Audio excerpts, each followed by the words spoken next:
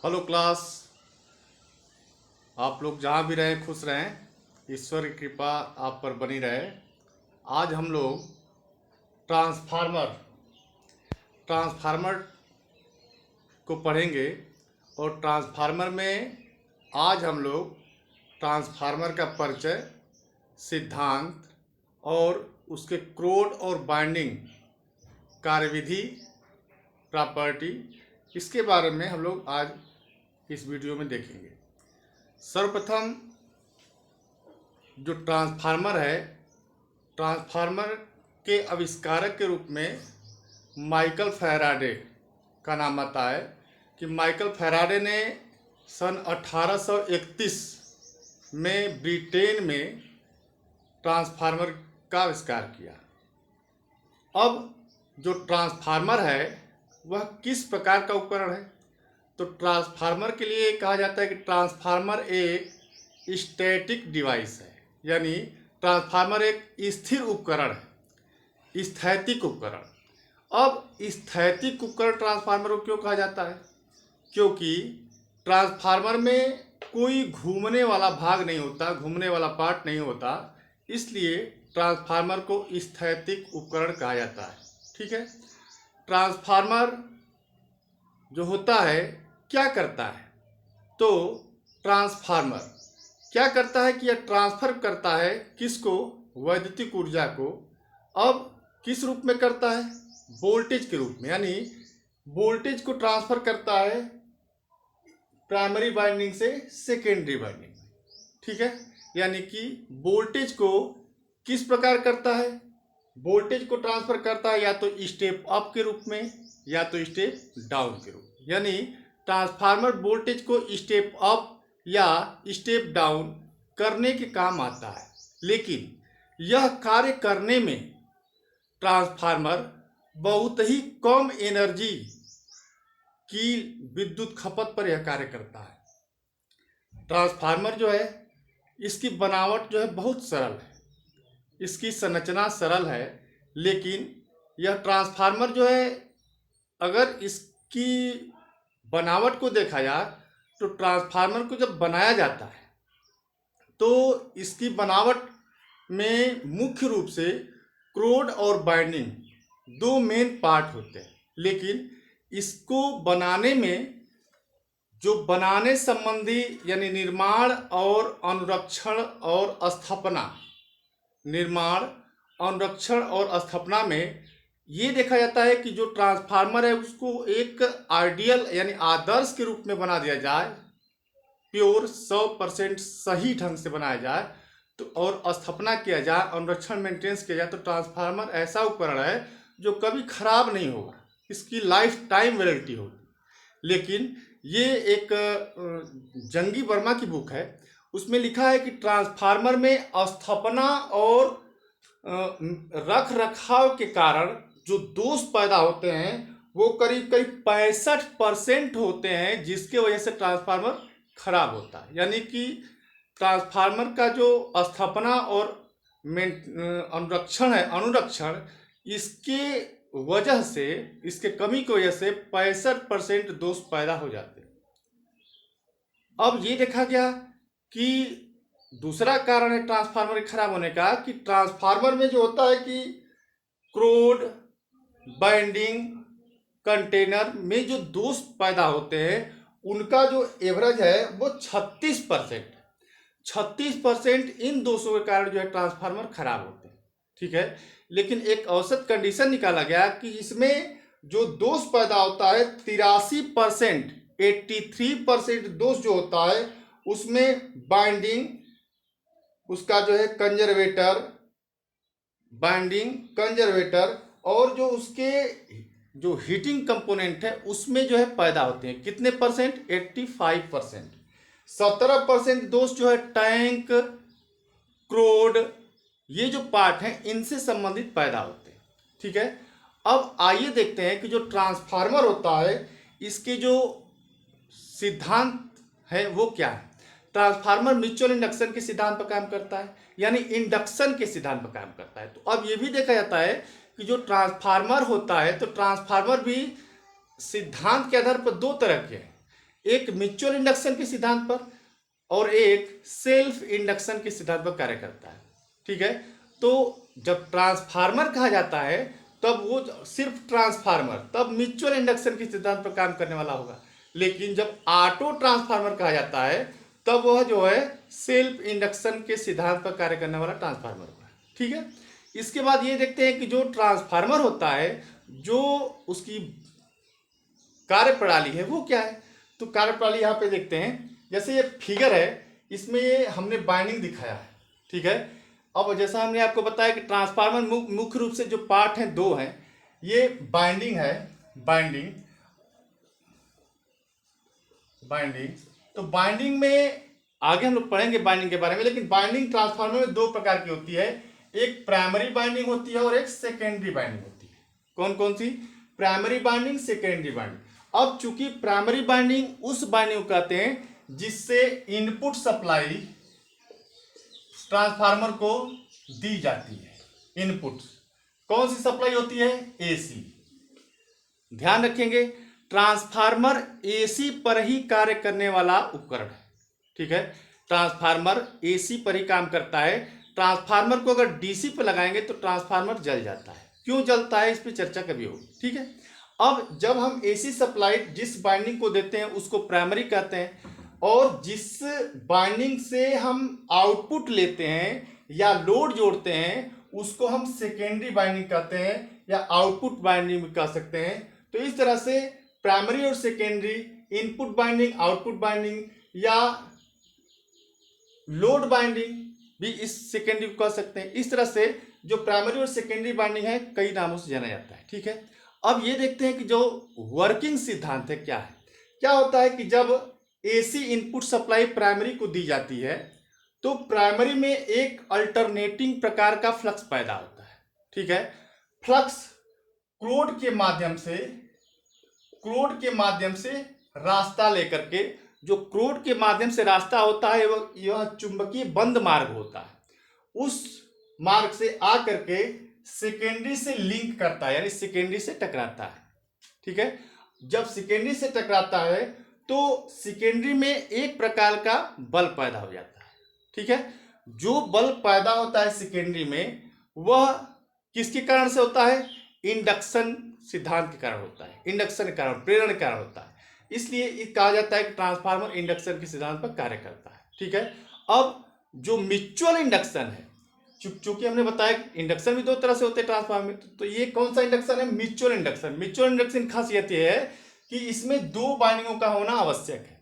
ठीक है, mutual induction में यह कहा जाता है कि जैसे म्यूचुअल इंडक्शन क्या है कि जैसे, एग्जाम्पल तो थोड़ा डेंजर है, जैसे कोई व्यक्ति अगर सिगरेट पीता हो, अनवानी के बुक में यह है कि जो अगर कोई व्यक्ति सिगरेट पीता हो और उसका धुआं बाहर फूंकता हो और उसका असर दूसरे पर पड़े तो यानी दो लोग प्रभावित हुए। तो ये जो इंडक्शन पर अगर तराशते हैं इसको, तो यह म्यूचुअल इंडक्शन है, यानी दो लोगों को प्रभावित कर रहा है, एक लोग जो है दूसरे को प्रभावित करे। उसी तरह से यहाँ पे होता है कि प्राइमरी बाइंडिंग जो होती है, जब इसको एसी सप्लाई इनपुट मिलती है तो इसके द्वारा उत्पन्न फ्लक्स क्रोड के माध्यम से आकर के सेकेंडरी से लिंक कर जाता है, जिससे सेकेंडरी में एक विद्युत वाहक बल पैदा हो जाता है।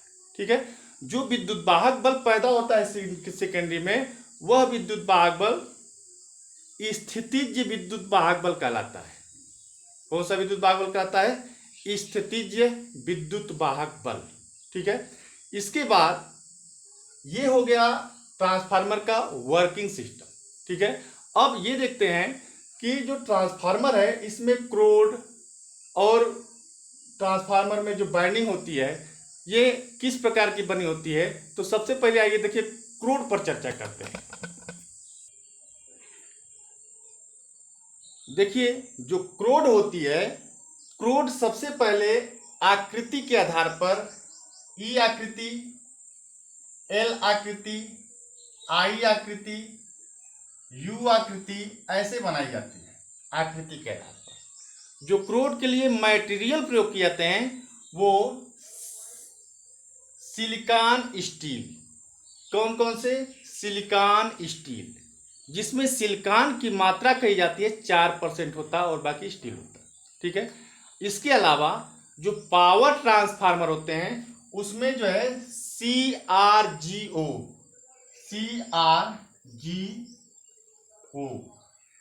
Crane rolled gold oriented crane rolled grain oriented, ये जो मटेरियल्स है सिलिकॉन स्टील और crane rolled grain oriented material जो है, लिख लीजिएगा आप लोग, ये जो मटेरियल है जो रिलक्टेंस होता है इसमें कम होता है, जिससे क्या होता है कि फ्लक्स को जाने में आसानी होती है, यानी कम रिलक्टेंस का मार्ग प्रस्तुत करता है ये कोर। ठीक है, कोर के माध्यम से एक क्लोज फ्लक्स सर्किट बनती है जिसमें फ्लक्स चलता है। ठीक है, जो कोर होता है वह क्या किस प्रकार का जिसे बना होता है, तो आप देखेंगे जो कोर होता है वो ELIU आकृति का बना होता है। ज्यादातर जिसे जो क्रूड होते हैं, क्रूड को का जो मॉडल है वो अगर E है तो जो बीच का जो भाग होता है, बीच का भाग ये लिम्ब कहलाता है, ये बेस कहलाता है और ये भुजाएं होती हैं। अब इसके ऊपर आई कोर ऐसे लगाते हैं। ठीक है, अब जो लिम्ब होता है वो ये भुजाओं का दूना होता है। ठीक है, अब जो क्रोड है इसमें क्रोड के आधार पर ट्रांसफार्मर बनाए गए। तो क्रोड की प्रॉपर्टी में हम देखेंगे कि जो क्रोड है ये क्या करती है, तो कहेंगे कि क्रोड जो है चुंबकीय बल रेखाओं को निम्न रिलक्टेंस वाला मार्ग प्रस्तुत करती है। क्रोड को लेमिनेशंस किया जाता है। लेमिनेशंस का मतलब कि इसके ऊपर विद्युत अवरोधी परत चढ़ाई जाती है, वार्निश वगैरह की परत चढ़ाई जाती है। कोर की मोटाई जो होती है, कोर की मोटाई 50 HZ के लिए यानी 50 की फ्रीक्वेंसी के लिए 0.35 से 0.5 mm तक प्रयोग की जाती है। ठीक है, फिर से देख लेंगे, क्रूड की मोटाई 50 HZ के लिए 0.35 से 0.5 mm तक प्रयोग की जाती है।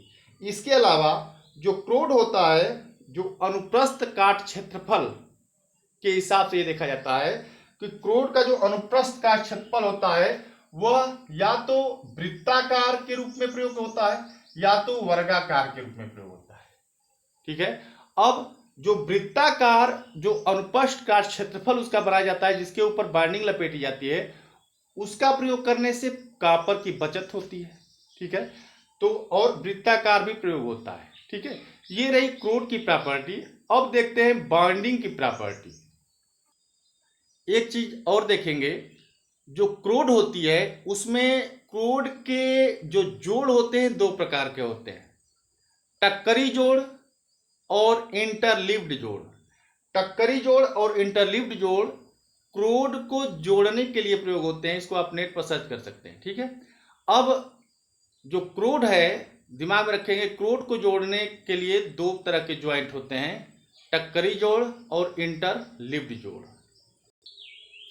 अब देखते हैं जो ट्रांसफार्मर बाइंडिंग जो होती है, बाइंडिंग सबसे पहले क्वाइलों का समूह होता है, श्रेणी क्रम में क्वाइलों को जोड़ करके बाइंडिंग बनाई जाती है। और बाइंडिंग में ये देखा कि जो बाइंडिंग है एल्युमिनियम या कॉपर की दो मटेरियल की होती है, जिसके जिन वायरों के ऊपर इंसुलेशन आवरण चढ़ा होता है एनामल्ड का, तो उसको इसलिए उसको एनामल्ड वायर भी कहते हैं। तो बाइंडिंग के लिए एनामल्ड वायर, कॉपर एनामल्ड, एल्युमिनियम एनामल्ड ये वायर प्रयोग किए जाते हैं। ठीक है, बाइंडिंग ट्रांसफार्मर में दो तरह की प्रयोग की जाती है अमूमन। कौन कौन सी? सिलेंड्रिकल बाइंडिंग और सैंडविच बाइंडिंग। ठीक है, सिलेंड्रिकल बाइंडिंग जो होती है वह सिलेंडर की आकृति में ऐसे जो है की जाती है, ऐसे।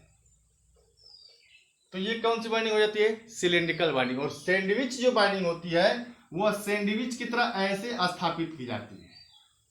ठीक है, तो ये बाइंडिंग सैंडविच बाइंडिंग हो जाती है। ठीक है, अब जो सिलेंड्रिकल बाइंडिंग होती है वह कम क्षमता वाले ट्रांसफार्मरों में होती है, कूलिंग सिस्टम इसमें थोड़ा डेंजर होता है। और जो सैंडविच होती है वो अधिक क्षमता वाले ट्रांसफार्मरों में स्थापित की जाती है। ठीक है, जो बाइंडिंग होती है एक प्रकार का इंडक्टर होता है जिसमें इंडक्टेंस होता है।